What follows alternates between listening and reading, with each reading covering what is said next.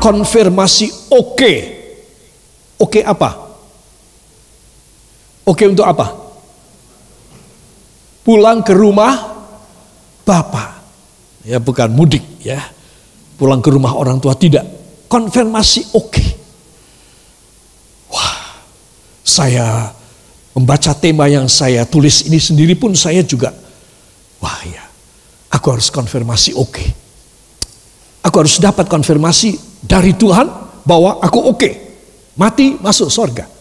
Ya, saya yakin saudara kepengen demikian. Seringkali kita ini hanya sepihak mengklaim, menuntut, menyatakan, aku mati masuk surga. Saya bilang itu sepihak, saudara. Saya dan Anda siapa? Sehingga kita secara sepihak, kita mengklaim surga. Makanya kita mau belajar, kita harus dapat konfirmasi oke dari yang punya surga. Amin. Kalau dia sudah oke, baru saya dan saudara, wow, luar biasa. Ya, puji Tuhan. Para kekasih, itu sebab pelajaran ini penting sekali. Konfirmasi hanya dari Tuhan Yesus. Tidak ada konfirmasi dari, kalau di Magelang ini dari Dharma, ya umpamanya ya. Sudah mati, taruh di sana jenazahnya, dikonfirmasi sama direkturnya Dharma, oh dia masuk surga. Nggak ada, ya. Tidak bisa. Dari pendetanya juga tidak bisa. Konfirmasi itu pribadi. Katakan, konfirmasi ini pribadi. Saya mendapat dari juru selamat saya, pemilik sorga, kepada pribadi saya. Ya, jangan lupa itu dia. Ya, itu sebab para kekasih, saya ingin mengajak semua saudara membuka sebuah kitab yang paling kuno dari perjanjian lama, yaitu Ayub pasal yang ke-36 ayat yang ke-11.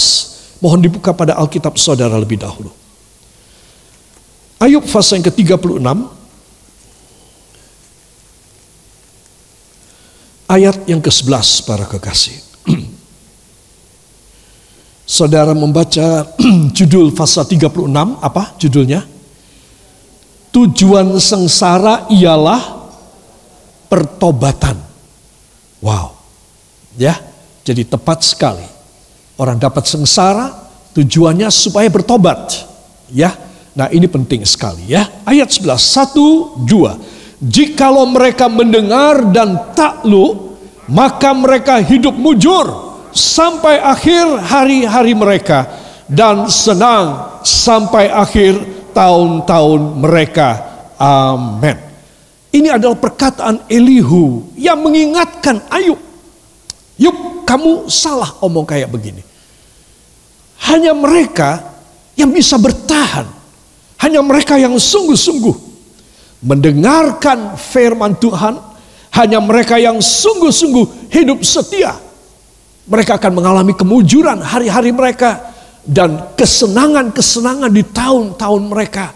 Sampai mereka mati. Nah, saudara, di sini kita melihat bahwa dari zaman dahulu kala pun, saudara, orang sudah tahu bahwa perjalanan akhirnya dia itu adalah satu alam kekekalan. Katakan, alam kekekalan. Nah, disitulah kita melihat bahwa perjalanan kita itu sedang menuju ke sana. Ya, saudara, orang meninggal dengan banyak cara. Penyakit, terorisme, kecelakaan di udara, di laut, di darat. Ya, saudara, karena penyakit, karena dibunuh, karena lain sebagainya, tindak kriminal, saudara. Tetapi saudara mesti tahu, keakhiran dari suatu hidup adalah kekekalan. Apakah di sorga, apakah di neraka, saudara. Itu perlu konfirmasi. Orang berbuat dosa, berbuat jahat, gak usah konfirmasi. Gratis, lulus pasti masuk neraka. Tidak perlu pemberitahuan lagi, tidak perlu reconfirmation, tidak perlu ada pemberitahuan. Orang berbuat dosa, orang berbuat kriminal, langsung masuk neraka, lulus. Tetapi untuk masuk yang satunya tidak bisa. Harus ada confirmation, saudara. Itu sebab konfirmasi oke. Inilah yang saya dan Anda harus cari dari Tuhan. Amin. Bila mana satu saat kita sudah menerima oke, Timothy, kamu kalau meninggal masuk dalam kerajaanku Timothy, rumahmu sudah tersedia. Lalu si Timothy ini jatuh dalam dosa, undur dari Tuhan, saudara, maka pemberitahuan konfirmasi tersebut dicabut oleh Tuhan yang punya sorga. Tidak begitu saja si Timothy langsung tetap masuk di sorga. Apapun yang dikerjakan oleh dia, siapa bilang? Ya, itu sebab Anda dan saya harus tahu. Ini adalah satu hal yang penting sekali.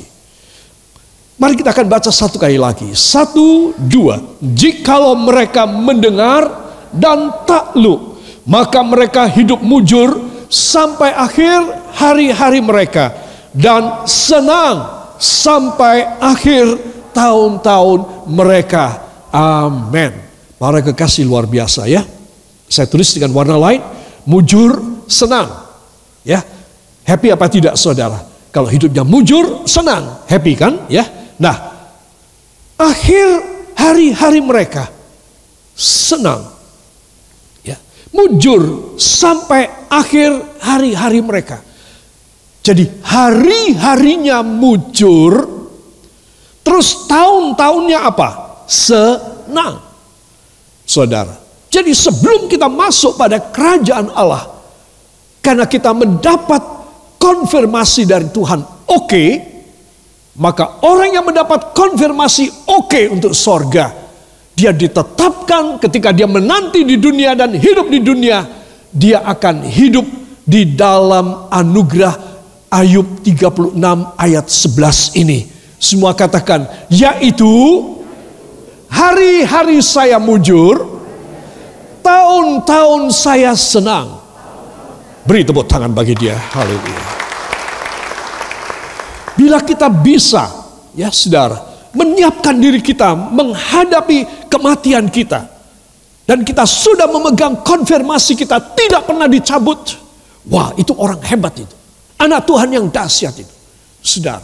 Dan dia begitu tetap ada pada konfirmasi Allah. Saudara, maka bagi dia Tuhan memberikan cara.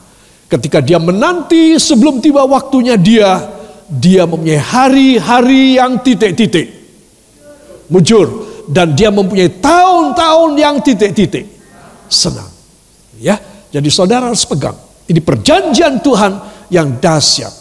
Saudara, jikalau mereka mendengar dan takluk. Katakan, bila saya mendengar dan bila saya takluk. Saudara, dua hal ini berat ya.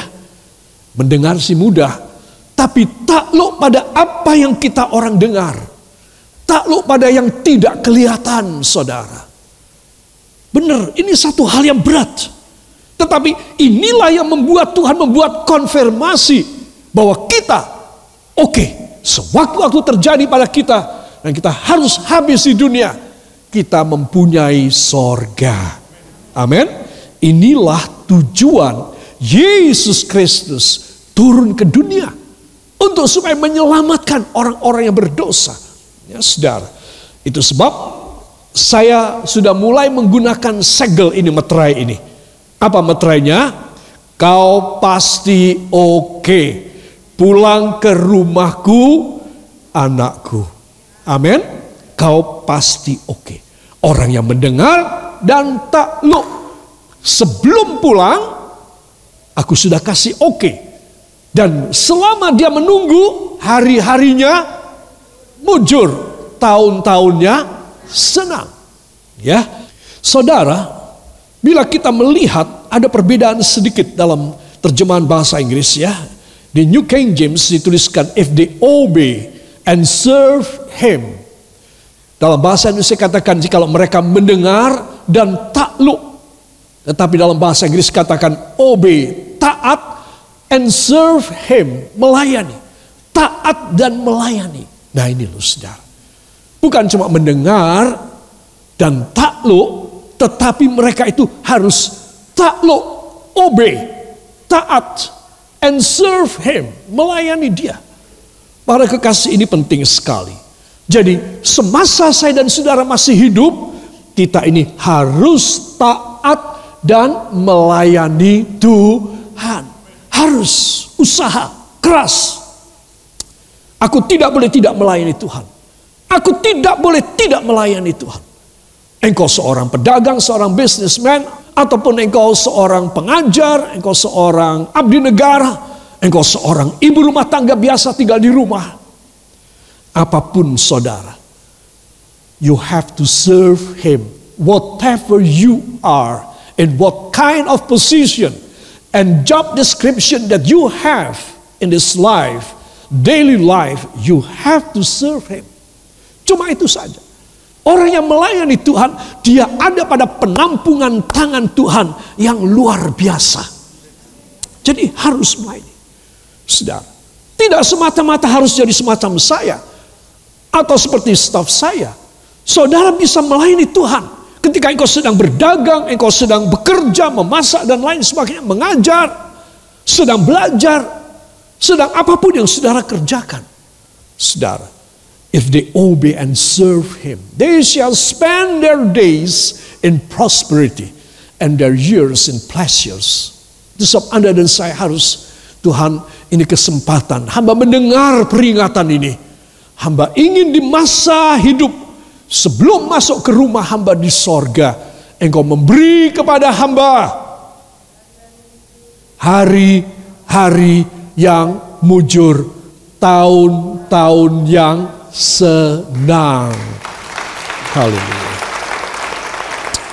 Mari kita baca terjemahannya di bawah. 1, 2. Jika mereka taat dan melayani Dia, mereka akan menjalani hari-hari mereka dalam kelimpahan dan tahun-tahun mereka dalam kesenangan-kesenangan. Amin. Nah, terjemahan Inggrisnya adalah prosperity. Ya, prosperity ini adalah kelimpahan, saudara. Jadi hari-hari yang mujur itu maksudnya hari-hari yang kelimpahan. Dan tahun-tahun yang pleasures, kesenangan-kesenangan. Saudara, Tuhan mau memberikan tahun-tahun dan hari-hari yang great dalam hidup saudara. Tuhan, saya kok berat sekali ekonomi. Cari uang saya kok susah sekali. Anak-anak saya juga, cucu saya juga, orang tua saya juga. Ayo kembali pada firman. If they obey and serve Him. Kalau mereka taat dan mereka melayani Tuhan. Kalau mereka taat dan melayani Tuhan, maka aku akan bikin berubah semuanya. Semua yang paceklik, semua yang kering kerontang, semua yang rugi dan defisit, aku akan buat satu perubahan menjadi prosperity, kelimpahan. Tuhan, hamba sampai tahun segini, umur segini, hamba selalu menderita. Selalu, ya uang ada sih. Ya usaha juga jalan, tetapi hamba tidak senang. Hamba hidup penuh dengan tanggung jawab yang berat sekali. Hamba penuh dengan tuduhan dalam hidup ini. Hamba penuh dengan tanggung jawab yang hamba seringkali angkat tangan tidak kuat menanggungnya. Engkau punya tahun-tahun yang menderita. Bagaimana cara sambil kita menanti rumah kita dan kita masuk ke sana di sorga, yaitu bila mana kita menjadi orang-orang yang melayani Dia, yang taat dan melayani Dia. Tuhan mengubah nasib kita. Katakan, hanya Yesus yang mengubah nasib saya.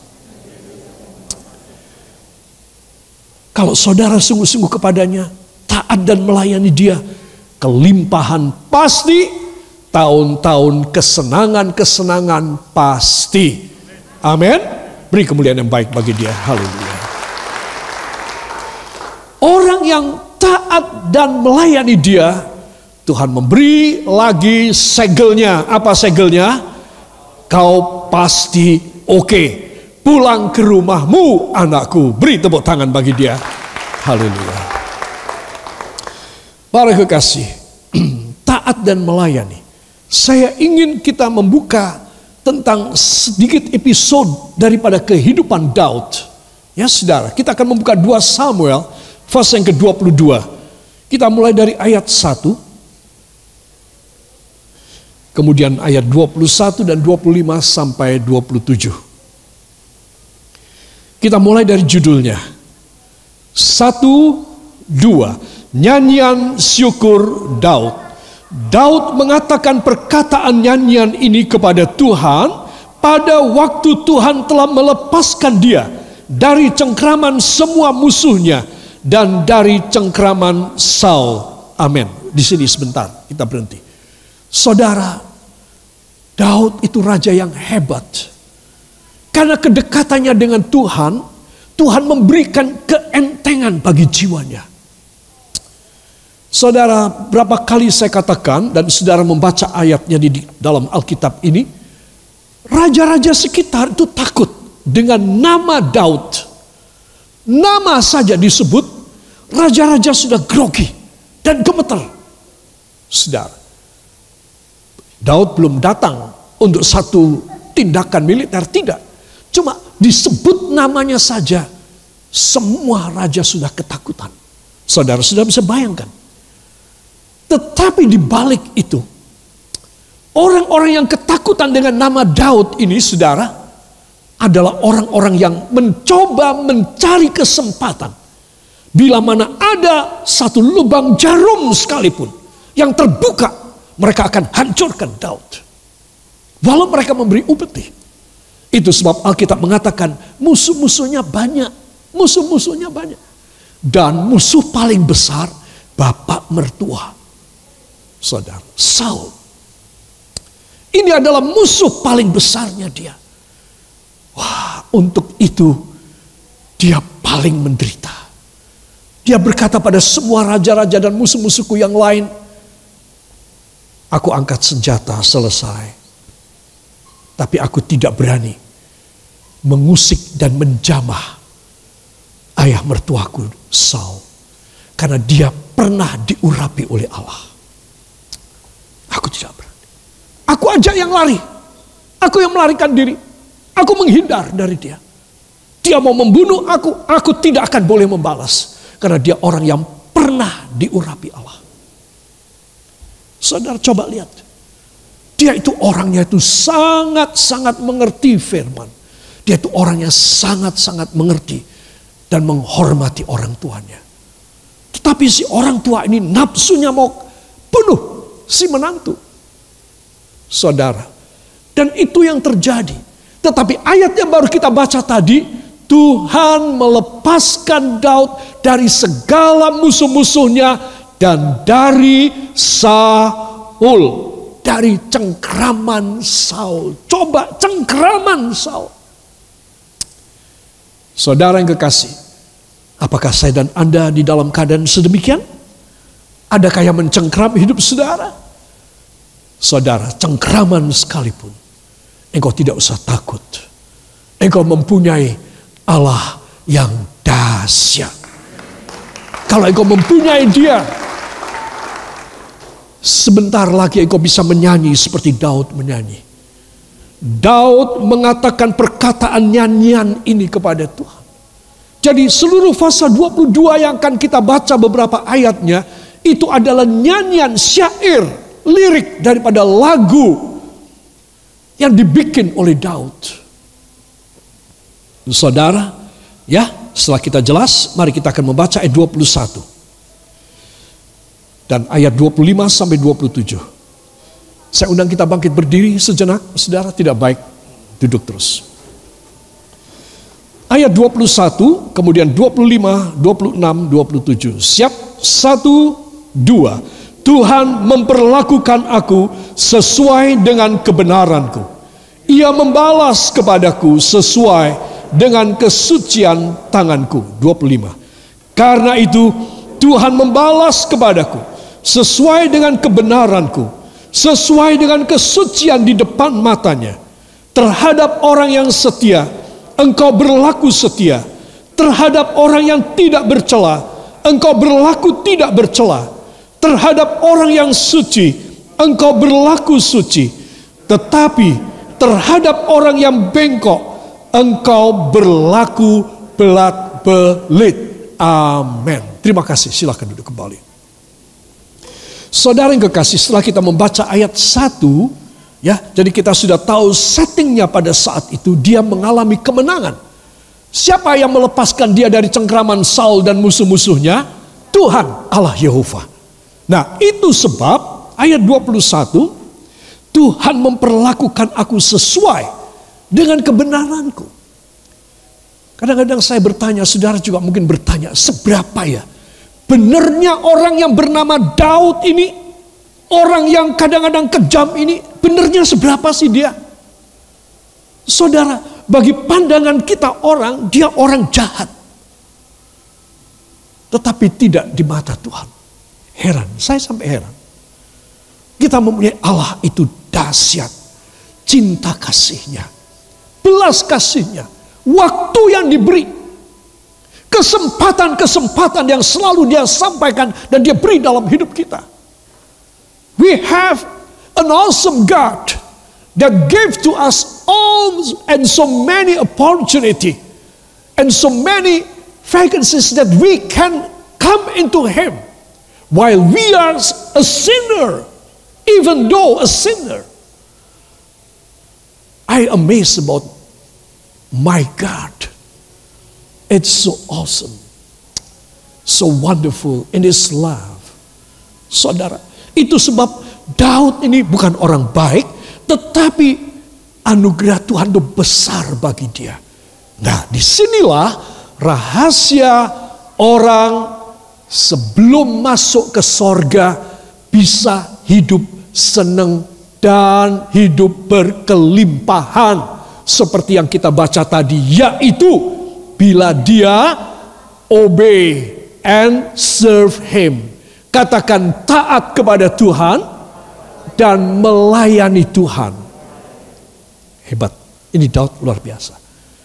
Saudara, orang mau bicara apa tentang dia, kejahatan dia, semua orang harus terbentur pada belas kasihan Tuhan yang menjadi tameng dan menjadi pelindung, protektor bagi Daud.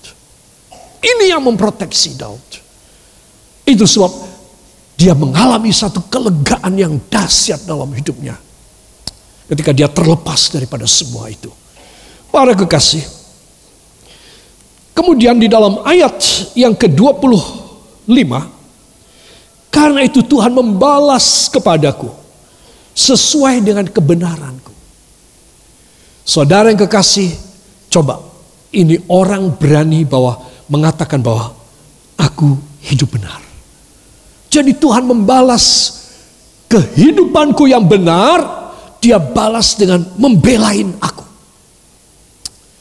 Kalau saudara ingin dibela oleh Tuhan, dan saudara tidak mungkin bisa membalas dan membela diri saudara sendiri. Seperti Daud tidak mungkin membela diri kepada Saul, ayah mertuanya. Dia paling takut dengan urapan Roh Kudus. Paling takut. Dengan Goliat dia tidak takut. Dengan siapapun dia tidak takut. Tapi pada orang yang diurapi dia sangat takut. Itu sebab Tuhan yang bekerja. Nah, kalau Tuhan yang bekerja, apa yang terjadi? Saul dikalahkan. Roh Kudusnya dicabut oleh Tuhan. Sehingga kalau Roh Kudus dicabut dari Saul, saya mau tanya. Saul kemasukan apa? Roh setan. Saudara, roh setan masuk pada dia. Dan itu yang membuat Tuhan menghantam Saul. Tuhan membalas kepada Saul atas nama Daud. Saudara. Jadi para kekasih perhatikan kebenaranku, katanya ya, dalam ayat yang ke-25 tadi. Dan itu sebab dia berani mengatakan kebersihan hatiku dan tanganku dan kesucianku di depan matanya. Saudara, itu sebab aku sekarang penuh dengan ucapan syukur. Aku menyanyikan kepada Tuhan, ya. Kebenaran dan kesucian hidup ditimbang. Katakan, kebenaran saya dan kesucian hidup saya ditimbang oleh Tuhan. Dan Tuhan akan mempahalai saya sesuai bobot saya.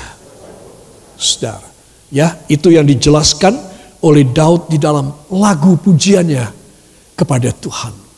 Saudara, kita baru bisa berbuat kebenaran sedikit, kesucian sedikit, beranilah kerjakan. Karena itu akan membuat kita lebih banyak benar, lebih banyak suci nantinya. Tetapi kalau kita mengatakan, aku manusia berdosa, aku tidak mungkin hidup suci, aku tidak mungkin hidup benar, aku harus seperti orang lain, aku seorang pedagang, aku seorang businessman, aku harus melakukan seperti mereka juga. Engkau tidak akan ditimbang oleh Tuhan. Engkau tidak menghasilkan suatu kebenaran dan sesuatu kesucian pun di mata Allah. Semua orang harus mulai bertindak. Katakan, saya harus mulai bertindak. Dalam nama Yesus. Karena kesucian dan kebenaran saya, tangan saudara, ditimbang oleh Allah. Ini, ditimbang oleh Allah. Saudara yang kekasih, jadi Daud, dia memberikan pelajaran yang dahsyat kepada kita. Bahwa sebelum kita masuk sebagai orang-orang yang mendapatkan konfirmasi oke, maka saya dan Anda harus mengalami anugerah yang luar biasa. Semua katakan, melalui kebenaran dan kesucian di mata Allah. Dan inilah yang menjadi sesuatu keistimewaan daripada raja ini. Ya saudara, kedua, aku harus dekat dengan Yesus. Maka ia setia dan menyayangiku. Aku setia lurus, ia tak berbelit.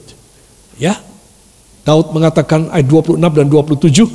Terhadap orang yang setia, engkau berlaku setia. Terhadap orang yang tidak bercela, engkau berlaku tidak bercela. Terhadap orang yang suci, engkau berlaku suci. Tetapi terhadap orang yang bengkok, engkau berlaku belat-belit. Amin. Saudara yang kekasih, ini loh, belat-belit ini loh. Saya dan Anda harus persembahkan hidup kita supaya Tuhan tidak berlaku belat-belit. Kenapa? Karena saya dan Anda berbelat-belit. Anda dan saya tidak setia kepadanya. Itu sebab di mana saya dan saudara sekarang, kita mau mendekati pintu sorga kita. Kita mau mendekati saat di mana tersediakah, dapat konfirmasikah dari yang punya sorga. Aku ini dapat enggak konfirmasi. Saudara, itu sebab setia penting sekali. Maka orang ini juga dapat segel, dapat pernyataan. Ayo dibaca, apa pernyataannya? Kau pasti oke. Pulang ke rumahku, anakku. Amin. Beri tepuk tangan bagi dia. Ya, para kekasih, inilah yang menjadi kehendak Tuhan, dan saya akan tutup pada satu bagian yang penting di sini. Para kekasih, namun sebelum pulang ke rumahku, ku beri kau jaminan spesial seumur hidupmu. Katakan, jaminan spesial selama saya belum pulang ke rumah Bapa. Itu sebab saya akan tutup dengan sebuah ayat yang lain lagi. Ini adalah kalimat dari Elihu dari Ayub pasal yang ke-36 ayat yang ke-7. Mari kita akan baca. 1, 2. Ia tidak mengalihkan pandangan matanya dari orang benar, tetapi menempatkan mereka untuk selama-lamanya di samping raja-raja di atas tahta, sehingga mereka tinggi martabatnya. Amin. Katakan, luar biasa. Saudara, kalau saudara melihat warna yang lain, orang benar di samping raja-raja, tinggi martabatnya. Boleh saya tahu siapa yang ingin juga di rumah, siapa yang kepingin angkat tangannya? Tidak main-main. Ya, Tuhan lihat tangan saudara. Amin. Tuhan Yesus, hamba mengangkat tangan untuk berkata ya dan amin terhadap ayat ini. Biarlah engkau melayakkan hamba, dan hamba mau taat dan melayani engkau, supaya hari-hari hamba berkelimpahan, dan tahun-tahun hamba sebelum meninggal penuh kesenangan dalam nama Yesus. Amin. Beri tepuk tangan bagi dia.